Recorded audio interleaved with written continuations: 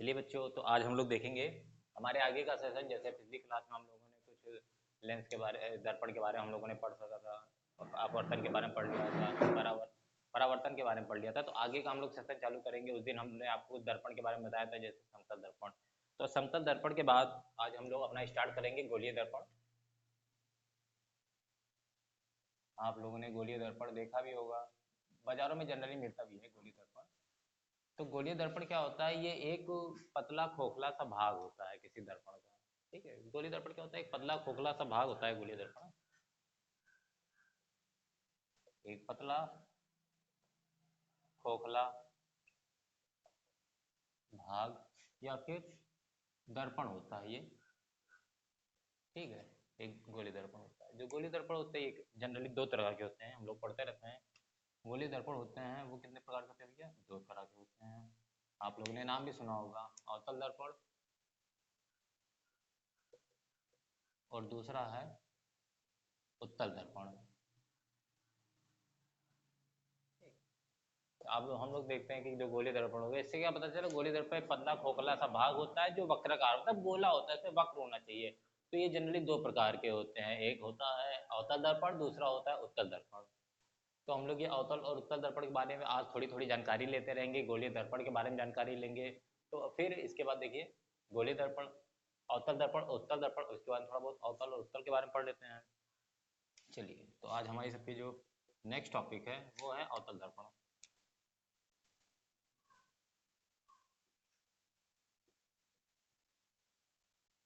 Generally सभी लोग देखते हैं कि अवतल दर्पण क्या होता है।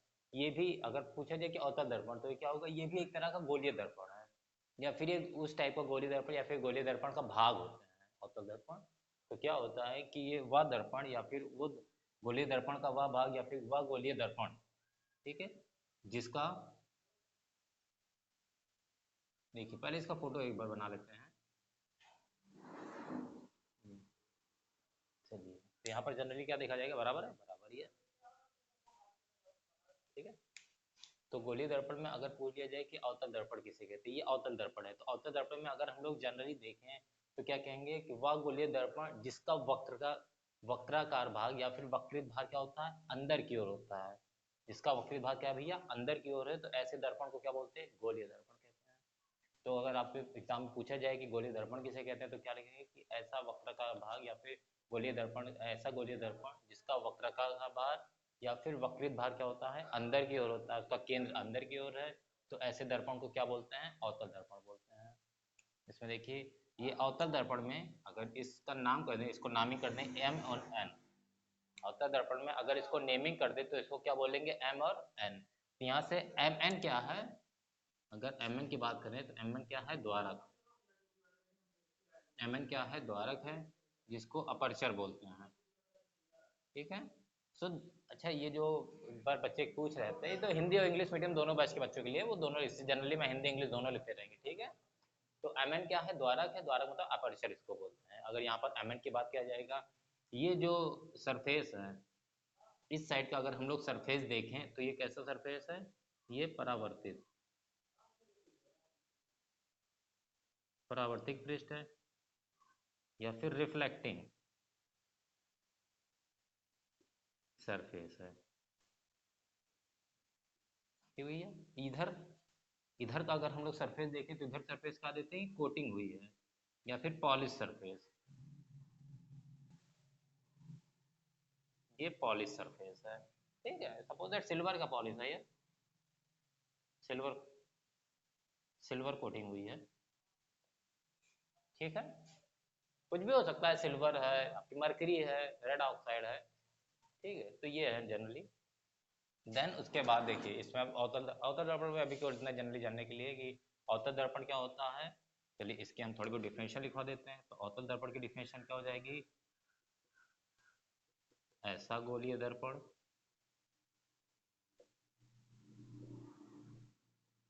इसका वक्रित भाग का केंद्र अंदर की ओर होता है,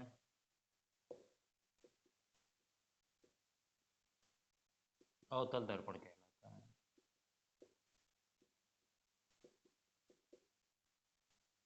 ठीक है, तो अवतल दर्पण में इतना लिख लीजिएगा।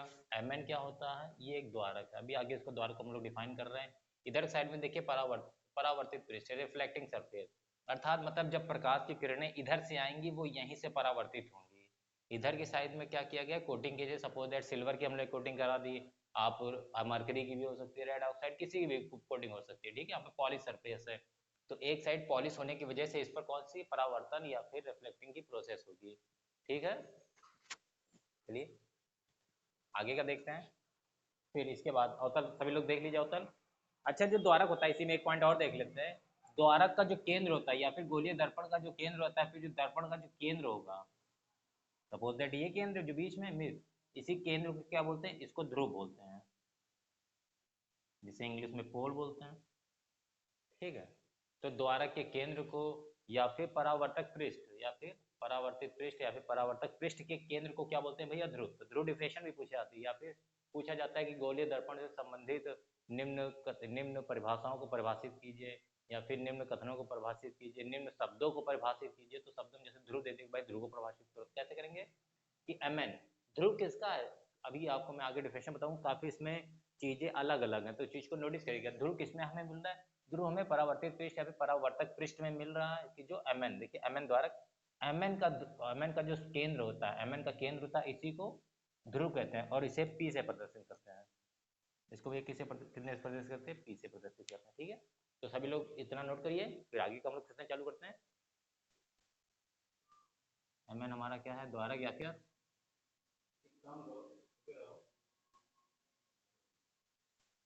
बोले एमएन क्या है, द्वारक है। द्वारक मतलब अपर्चर है।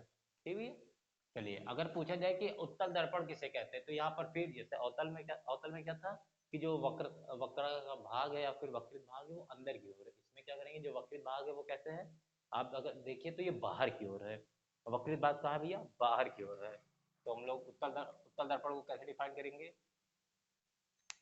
कि जो उत्तल दर्पण है, ऐसा गोलीय दर्पण, ऐसा गोलीय दर्पण जिसका वक्रित भाग बाहर की ओर होता है या केंद्र से बाहर की ओर हो, उसे उत्तल दर्पण कहते हैं। ठीक है, सभी अच्छे जल्दी जल्दी नोट भी करते रहिए चीज़ों को और समझते भी रहिए। जो चीज़ आपको ना समझ में आए उसको आप कमेंट करके बताइए, तो मैं उसको अगले नेक्स्ट वीडियो में उसको और डिफाइन करके बता दूंगा, क्योंकि हर एक बच्चे को देखना भी पड़ता है ना भाई, यार इम्पोर्टेंट। चलिए ठीक है, तो उत्तर दर्पण क्या है भैया। अच्छा, मैं एक मिस्टेक हो गई क्या, तो उत्तर दर्पण की इंग्लिश नहीं लिखी है, ताकि इंग्लिश पढ़ने के बच्चों को। तो उत्तर दर्पण को क्या बोलते हैं भैया, कॉन्वेक्स मिरर। उत्तर दर्पण को क्या बोलते हैं, कॉन्वेक्स मिरर। कॉन्वेक्स मिरर की यहाँ पर बात हो रही है। ठीक है, वो और वो अवतल कॉनकेव मिरर।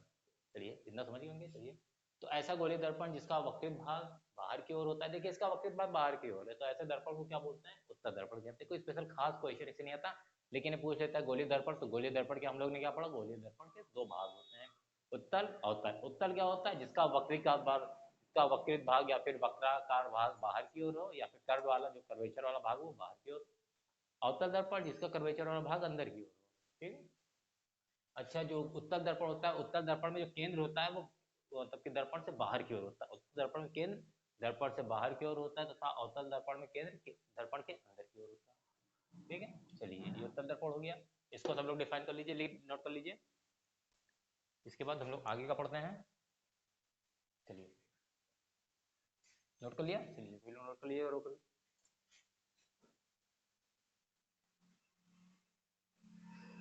रोक दिए क्या, रोके क्या, नहीं नहीं रोके नहीं, बस सही है। चलिए अब आगे जो थोड़ा बहुत इंपॉर्टेंट चीज़ है वो है गोलीय दर्पण से संबंधित परिभाषाएं।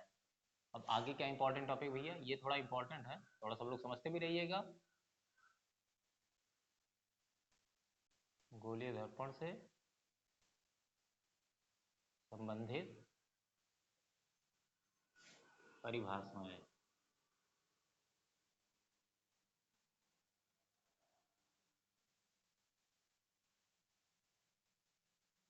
ठीक है, या फिर दर्पण, गोलीय दर्पण के यहाँ पे लिख लीजिए दर्पण से संबंधित परिभाषाएं, ये ज़्यादा सही रहेगा, दर्पण से संबंधित परिभाषाएं।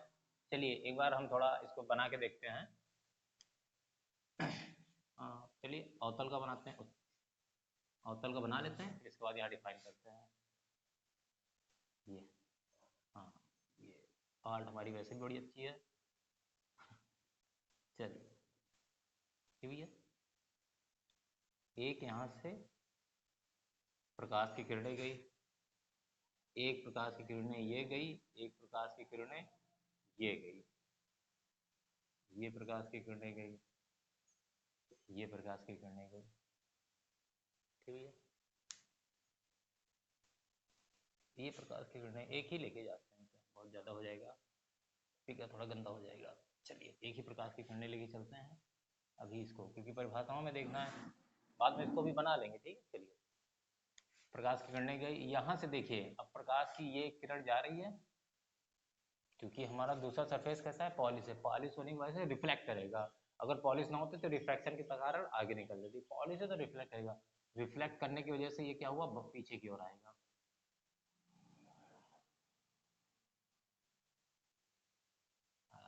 सीधी गई है वैसे।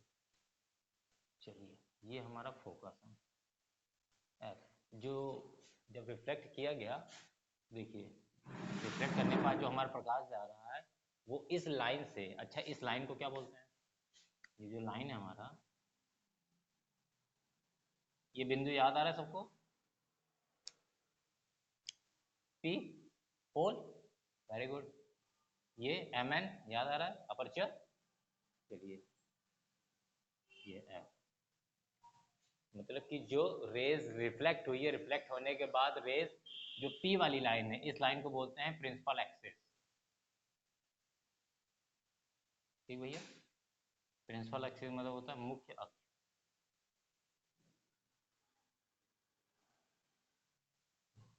रिफ्लेक्टिंग लाइन मुख्य अक्ष को जिस बिंदु पर काट रही है, वो इस टाइप जो एफ, उसको क्या पॉइंट दिया हमने, एफ पॉइंट दिया, ठीक है। अभी जनरली के लिए एफ जान लेते हैं। यहाँ पर एक पॉइंट है जिसका नाम सी है, यहाँ पर एक पॉइंट है जिसका नाम क्या है भैया, सी है। अब कुछ कुछ चीज़ें हम लोग यहाँ पर देखते हैं कि हम एक दर्पण में, एक जनरली जो दर्पण है हमारा, यही सब चीज़ें देखने को मिलता है। दर्पण में देखने के बाद हम लोग क्या करेंगे, चीज़ों को देखेंगे कौन सी चीज़ें हैं इसमें। तो पहली चीज़ें हमें एम एन मिला, जो कि हम पीछे पढ़ चुके हैं, तो हमें एम एन क्या मिला, एम एन को बोलते हैं द्वारक, जिसको बोलते हैं अपर्चर। तो पहला टॉपिक हमारा है जो परिभाषाओं में है, वो क्या है भैया, अपर्चर या फिर द्वारक। तो एम एन क्या है, देखिए गोलीय पृष्ठ जो हमारा होता है जनरली, वो क्या होगा, गोलीय दर्पण, गोलीय पृष्ठ कह रहा है, गोलीय दर्पण वो यही होगा, एक गोला पतला भाग हुआ, उसका कुछ पार्ट हम लोगों ने ले लिया पॉलिश करके, इतने पार्ट पर हमने पॉलिश किया, जनरली इतने पार्ट पर पॉलिश किया और इसको कट करके निकाल लिया, या फिर इतना पार्ट हमने पॉलिश करके ले लिया। तो देखिए वही पार्ट उठा के हमने ये देखिए यहाँ पर रखा, समझ आ रहा है। तो यहाँ से हमें क्या पता चला, यहाँ से पता चला, अगर कोई पूछे कि द्वारक क्या होता है, तो द्वारक क्या है, द्वारक गोलीय दर्पण का एक परावर्तक पृष्ठ वाला भाग है, ठीक है, या फिर गोलीय दर्पण के परावर्तक पृष्ठ वाले भाग को क्या बोलते हैं, द्वारक, जितने में परावर्तन की क्रिया चल रही है, या फिर पॉलिश सरफेस। तो द्वारक के लिए क्या डिफरेंशियल लिखेंगे, कि गोलीय दर्पण के परावर्तक पृष्ठ वाले भाग को अपर्चर कहते हैं, ठीक भैया। चलिए, और सेकंड एक इंपॉर्टेंट लाइन है, वो क्या लाइन है, कि जो अपर्चर होता है, अपर्चर दर्पण के साइज के बारे में भी बताता है। दर्पण जो होता है वो क्या करता है, अपर्चर जो होता है वो दर्पण के साइज के बारे में भी बताता है। देखिए जिसका दर्पण बड़ा होगा मतलब वो दर्पण बड़ा रहा होगा, सॉरी जिसका द्वारक बड़ा है वो दर्पण बड़ा है, जिसका द्वारक छोटा है वो दर्पण भी छोटा ही बना रहा होगा, तो जो द्वारक होता है या फिर जो अपर्चर होता है वो क्या करता है, दर्पण के साइज के बारे में बताता है। जैसे इस टाइम हमारा अपर्चर बहुत बड़ा है, मतलब इसका जो दर्पण बढ़ेगा वो काफ़ी बड़ा बनेगा, काफ़ी बड़े व्यास का बनेगा। ये बात समझ में आ रही है। चलिए, तो पहला पॉइंट है हमारा सबका दर्पण। दर्पण के बाद हमने क्या देखा, दर्पण मिला, दर्पण के बाद हमें पी मिलेगा। जैसे हम लोग पहले दर्पण खरीद कर लाएंगे, दर्पण के बाद हमें पी मिलेगा। तो पी मतलब क्या होता है भैया, जो हमारी जो सेकंड डिफिनेशन, पी मतलब होता है ध्रुव, पी फॉर पोल। तो पोल क्या होता है कि द्वारक के मध्य बिंदु को या परावर्तक पृष्ठ के मध्य बिंदु को, जो है द्वारक बोलो चाहे परावर्तक पृष्ठ बोलो, तो परावर्तक पृष्ठ के मध्य बिंदु को या द्वारक के मध्य बिंदु को क्या बोलते हैं, या फिर द्वारक के केंद्र को क्या बोलते हैं भैया। ये देखिए माइक भी हमारा गिरा जा रहा है, क्या बताएं, कलयुग आ गया है। चलिए, तो द्वारक या परावर्तक पृष्ठ के मध्य बिंदु के केंद्र को क्या बोलते हैं, ध्रुव। इसको भी डिफिनेशन सभी लोग लिख लीजिए कि द्वारक या परावर्तक पृष्ठ के केंद्र को ध्रुव कहते हैं, और इसे पी से प्रदर्शित करते हैं। तो ध्रुव को किससे प्रदर्शित करते हैं, पी से प्रदर्शित करते हैं। चलिए, तो ध्रुव को इसे पी से प्रदर्शित करते हैं। ये पॉइंट नोट कर लीजिए सभी लोग, इंपॉर्टेंट, आपके बोर्ड एग्जाम के लिए इंपॉर्टेंट है। ठीक है, इसमें 2-4 नंबर के क्वेश्चन आते रहते, पूछते हैं कभी कभी एक नंबर में पूछ लेते हैं, भाई ध्रुव को परिभाषित करिए। तो कैसे परिभाषित करेंगे, प्रॉपर एक फिगर बना लेंगे, या फिर अगर एक नंबर में है तो क्या जाने फिगर बना के डिफिनेशन लिख देते हैं, द्वारक या प्रवर्तक पृष्ठ के केंद्र को ध्रुव कहते हैं, इसे पी से प्रदर्शित करते हैं। ठीक है, जो कि आपको दिख रहा है। चीजों को आपको रटना नहीं है, आपको आपको समझना है। पहले द्वारक लाएंगे, द्वारक लाने के बाद हमें उसमें ध्रुव दिख जाएगा, ध्रुव दिखने के बाद हम ऑब्जेक्ट से क्या आएगा, प्रकाश की किरणें आएंगी, बस। अब देखिए, यहाँ पर आपका पी दिखा, ध्रुव दिखा, आपने देखा कि ये भी एक प्रकाश की किरण ही है एक तरह से। ये जो आप देख रहे हैं ये भी एक प्रकाश की क्या है, किरण ही है। ठीक है, और ये कोई स्पेशली लाइन नहीं, काल्पनिक है ये, क्योंकि प्रकाश किरण। तो देखिए, आपके पी से एक लाइन होके गुजर रही है, जैसे कि पहले एक ये लाइन गई, ये यहाँ पर गई, परावर्तक पृष्ठ से टकराई, और इसने अपना देखिए दिशा बदल लिया, रिफ्लेक्ट हो गई। जितने एंगल से ये टकराई है उतने ही एंगल से वापस हो गई। यहाँ सी से हमने देखिए इस पर एक अभिलंब डाला है, ये आई एंगल, ये R angle, I think I और आर एंगल आप लोग समझ रहे होंगे, आपतन कोण परावर्तन कोण। ठीक है, अभिलंब तथा आपतित किरण के बीच में आपतन कोण, अभिलंब तथा परावर्तित किरण या फिर रिफ्लेक्टिंग रेज के बीच में परावर्तन कोण। समझ में आ रहा है भैया। चलिए आगे देखिए, तो जब ये देखिए यहाँ से टकराया और इससे वापस आ गया, इस वाले प्रकाश की किरण में देखिए ये गया, इससे टकराया, लेकिन वापस नहीं, देखिए ये उसी रास्ते वापस आया। एक्चुअली इसने अपनी डायरेक्शन नहीं चेंज की, क्यों, क्योंकि ये सी से होकर जा रहा है। किससे होकर जा रहा है, सी से होकर जा रहा है। जितनी भी प्रकाश की किरणें सी से होकर जाएंगी वो परावर्तक पृष्ठ से टकराने के बाद उसी रास्ते वापस हो जाती है। एक ये याद कर लीजिए।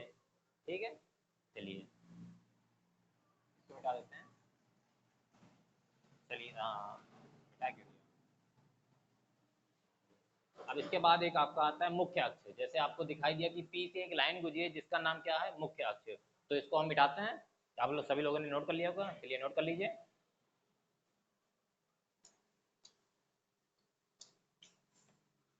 वीडियो को पॉज करके नोट कर लिया करिए आप सभी लोग। ठीक है, चलिए इसके बाद देखिए क्या आता है, इसके बाद आएगा आपका मुख्य अक्ष।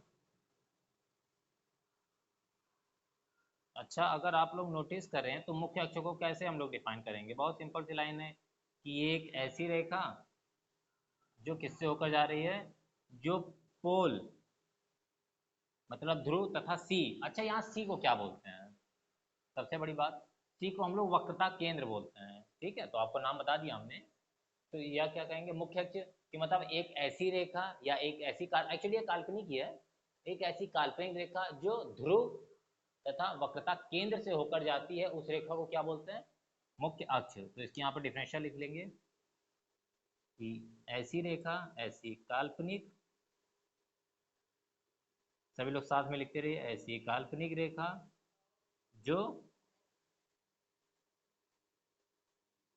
ध्रुव तथा वक्रता केंद्र से होकर जाती है,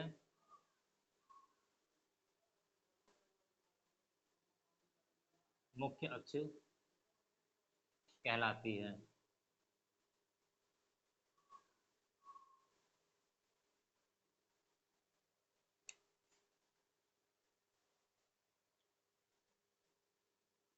मतलब these imaginary line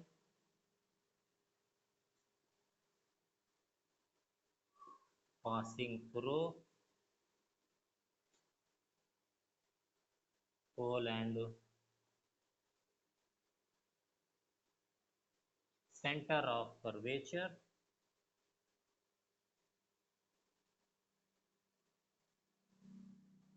is called principal axis।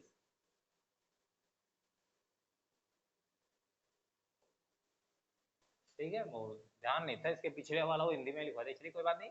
But this images line passing through poles and center of curvature is called principal axis. तो प्रिंसिपल एक्सिस किसे कहते हैं भैया? ऐसी काल्पनिक रेखा जो ध्रुव तथा वक्रता केंद्र से होकर गुजरती है, उसे क्या बोलते हैं? मुख्य अक्ष बोलते हैं। तो आई थिंक ये समझ में आ गया। एक्चुअली आपको रटना नहीं है, चीजें देखते रहिए। अगर एफ की बात करें, एफ क्या है यहाँ पर? एफ को हम लोग जो जनरली बोलते हैं वो क्या है? फोकस बिंदु। एफ को क्या बोलते हैं भैया? Focus, focus point. ठीक है। एक्स, एफ के लिए कैसे डिफाइन करेंगे? सिंपल सी बात, इसको प्रिंसिपल फोकस भी कहोगे, अभी केवल फोकस बिंदु पे डिफाइन करेंगे। कैसे? कि जब कोई प्रकाश की किरण किसी परावर्तक पृष्ठ से टकराई, दर्पण के परावर्तक पृष्ठ से टकराई, और टकराने के बाद वो मुख्य अक्ष के जिस बिंदु से, या फिर मुख्य अक्ष को जिस बिंदु पर काट रही है, या मुख्य अक्ष के जिस बिंदु से होकर गुजर रही है, ऐसे पृष्ठ को, या फिर सॉरी ऐसे बिंदु को क्या बोलते हैं? फोकस बिंदु कहते हैं। सिंपल सी बात। ठीक है। जब कोई प्रकाश की किरण किसी परावर्तक पृष्ठ से जाकर टकराती है और टकराने के बाद मुख्य अक्ष के जिस बिंदु से होकर गुजरती है, या फिर मुख्य अक्ष के जिस बिंदु को काट रही है, उस बिंदु को क्या बोलते हैं? फोकस बिंदु। सिंपल सी दिख रहे, जैसा आपको फिगर में दिख रहा है डिट्टो वैसे ही बताना है आपको। ठीक है भैया। चलिए, तो अगर फोकस बिंदु पर लिखा जाए तो क्या लिखेगा? कि जब कोई प्रकाश पुंज या फिर प्रकाश किरण किसी परावर्तक पृष्ठ से टकराती है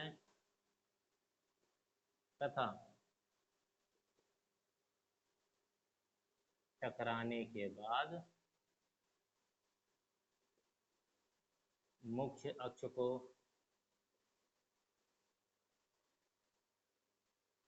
जिस बिंदु पर काटती है, उस बिंदु को फोकस बिंदु कहते हैं। उस बिंदु को क्या कहते हैं भैया? उस बिंदु को फोकस बिंदु कहते हैं। तो फोकस पॉइंट अब देख रहे हैं। अब इंग्लिश मीडियम वालों के, if any reflecting rays is attacked on the reflecting plane, then it is diverted to the principal axis. The point it intersects to the principal axis is called focus point, is called focus point। ठीक है। तो बच्चे सभी लोग note कर लीजिए। तो focus बिंदु क्या है? कि जब कोई आपतित किरण किसी परावर्तक से टकराती है, टकराने के बाद मुख्य अक्ष के जिस बिंदु पर काटती है या होकर गुजर रही है, उस बिंदु को क्या बोलते हैं?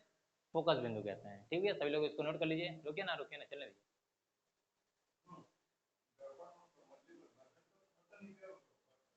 हाँ,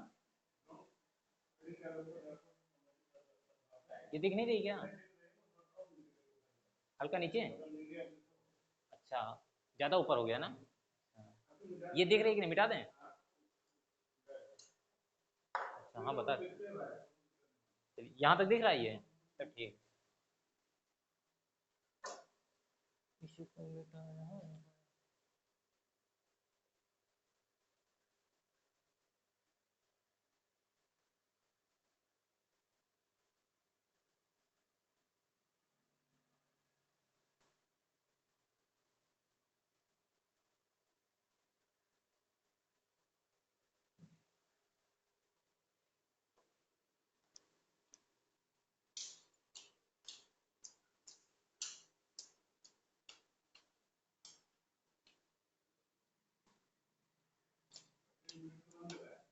हाँ तो आज बनेगा ना, लंबा बनेगा, एक पॉइंट समझाया जा रहा है, बनने दीजिए क्या।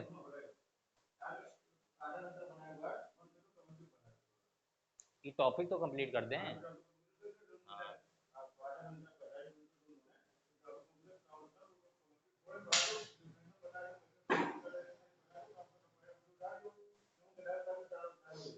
हम्म। पंखा चलाओ, आवाज आ रही होगी, पंखा बंद कर दो क्या है। पंखा बंद करो, पंखा बंद कर दो, हमें कोई भी जरूरत नहीं है। चाहे आवाज का गुनगुन गुनगुन रहा है, हम ऐसे धीमे बोलते हैं यार, अब चिल्लाते नहीं है। अरे तो आप चिल्ला चिल्ला के, आप एनर्जी वाले आदमी हैं। आपका भाभी खिलाए विलाए के भेज रही हैं, मेरा आरू है भाई। समझे। हम लोग पढ़े, अब फोकस बंद, जैसे हमने पी के बारे में पढ़ लिया, ध्रुव एफ के बारे में पढ़ लिया, एम एन के बारे में पढ़ लिया, आई आर के बारे में जनरली पढ़ चुके हैं। अब सी के बारे में पढ़ लेते हैं, सी थोड़ा इंपॉर्टेंट है। चलिए, जो सी होता है, सी को बोलते हैं वक्रता केंद्र। सी को क्या बोलते हैं भैया, वक्रता केंद्र या फिर centre of curvature. Centre of, देखो वक्रता केंद्र, नाम से पता चल रहा है ये लौंडा केंद्र है कहीं किसी ना किसी का। तो अब दिक्कत इस बात की, केंद्र किसका, क्या द्वारक का केंद्र हो सकता है, नहीं, क्यों, क्योंकि द्वारक का केंद्र तो पी है। तो ये किसका केंद्र आ गया, ये एक्चुअली द्वारक जिस गोलीय दर्पण का भाग है।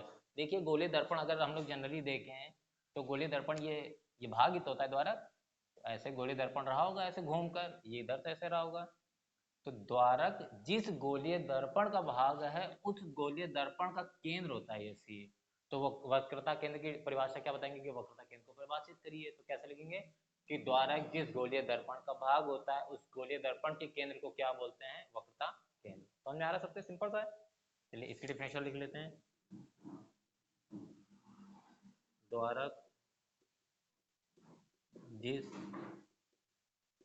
गोलीय दर्पण का भाग होता है उस गोलीय दर्पण के केंद्र को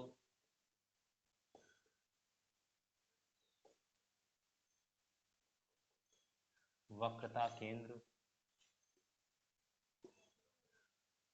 कहते हैं। हाँ ठीक है भैया, इसे सी से प्रदर्शित करते हैं जनरली, इसे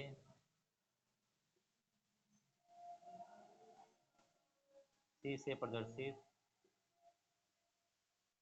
करते हैं।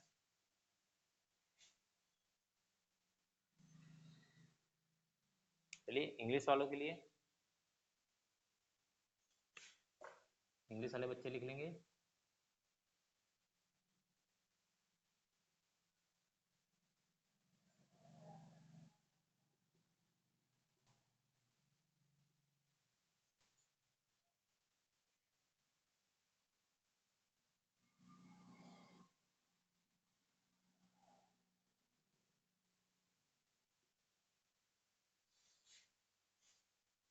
which spherical mirror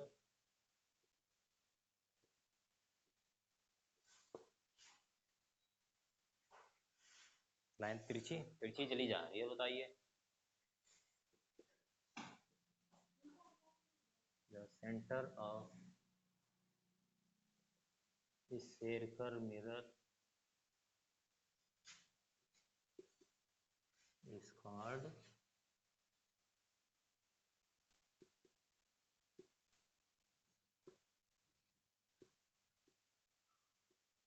center of curvature. The aperture is a part of which spherical mirror, the center of a spherical mirror is called center of curvature। ठीक है, सिंपल सा है ये, तो जनरली पढ़ लिया इसको। चलिए अब इसके बारे में हम लोग कुछ दूरी के बारे में पढ़ते रहेंगे, इसको नोट कर लीजिए सभी लोग, नोट कर लिया। चलिए इसको वीडियो पॉज करके आराम से नोट कर लीजिएगा। नोट करने के बाद हम लोग कुछ दूरी के बारे में पढ़ेंगे, दो तीन दूरियां हमें मिलेंगी, दो ही दूरियां, वैसे जनरली दो ही मिलती हैं। चलिए दूरियां देखेंगे, क्या दूरियां हमेशा दो बिंदुओं के बीच में होगी, हमारे पास दो ही बिंदु हैं। एक्चुअली दर्पण में जितनी भी बिंदुएं होती है वो हमेशा केंद्र से नापी जाती है।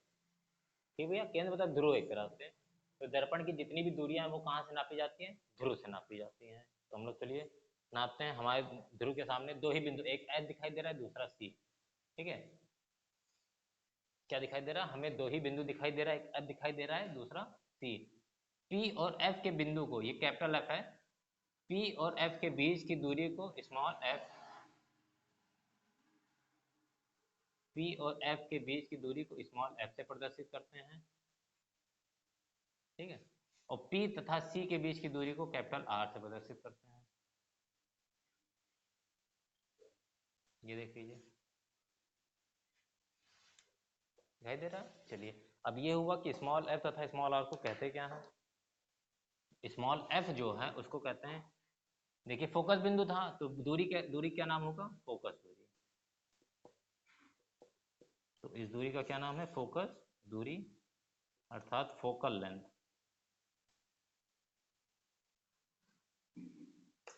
तो डिफिनेशन क्या निकलेगी, तिरछा होता जा रहा है, ठीक, लेकिन टेंशन की कोई बात नहीं, पढ़ाई सीधी होगी। चलिए, यहाँ से दूरी क्या निकलेगी कि ध्रुव तथा फोकस बिंदु के बीच की दूरी को फोकस दूरी कहते हैं। जो सिंपल सी डेफिनेशन। वैसे आर के बारे में क्या लिखेंगे, ध्रुव तथा वक्रता केंद्र के बीच की दूरी को आर कहते हैं, जिससे वक्रता त्रिज्या बोलते हैं। चलिए अभी पहले फोकस दूरी, तो इसको क्या लिखेंगे,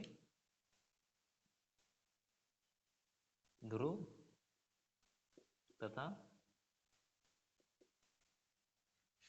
फोकस दूरी है ध्रुव तथा फोकस बिंदु के बीच की दूरी को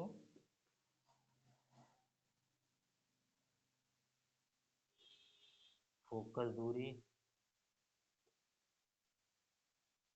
कहते हैं।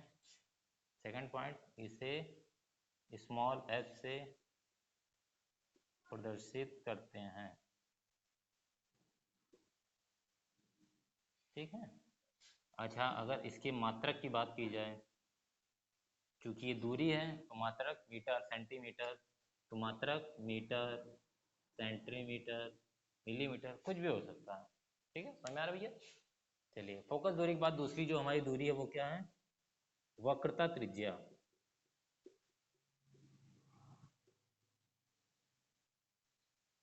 ठीक है, इसको इंग्लिश में डिफाइन कर दें।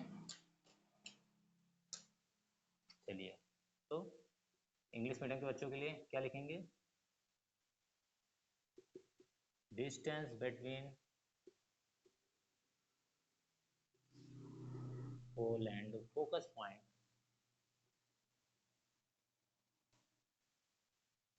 distance between pole and focus point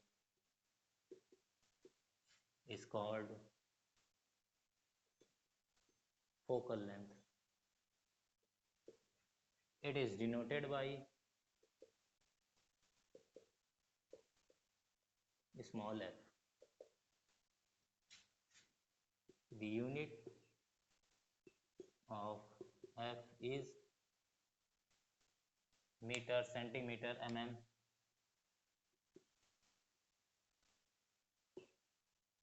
ठीक है, जो दूरी का यूनिट होती है या फिर जो लेंथ की यूनिट होती है वही इसकी भी, क्योंकि ये जनरली अभी दूरी है, देखिए जैसा किया जाता है।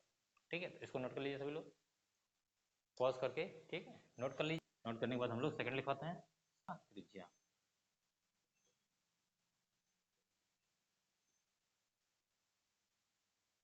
रेडियस ऑफ कर्वेचर, तो वक्रता त्रिज्या क्या है भैया, रेडियस ऑफ कर्वेचर। तो वक्रता त्रिज्या सीधे सिंपल सी बात है, जिसे आर से प्रदर्शित करते हैं। ये क्या है, ध्रुव तथा वक्रता केंद्र के बीच की दूरी को वक्रता त्रिज्या कहते हैं, सिंपल सा है। तो इसको लिख लेंगे, ध्रुव तथा वक्रता केंद्र के बीच की दूरी को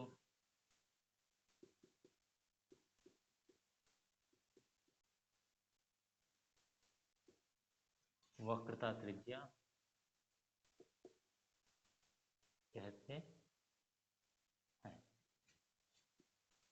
इसे किससे प्रदर्शित करते हैं भैया, इसे आर से प्रदर्शित करते हैं।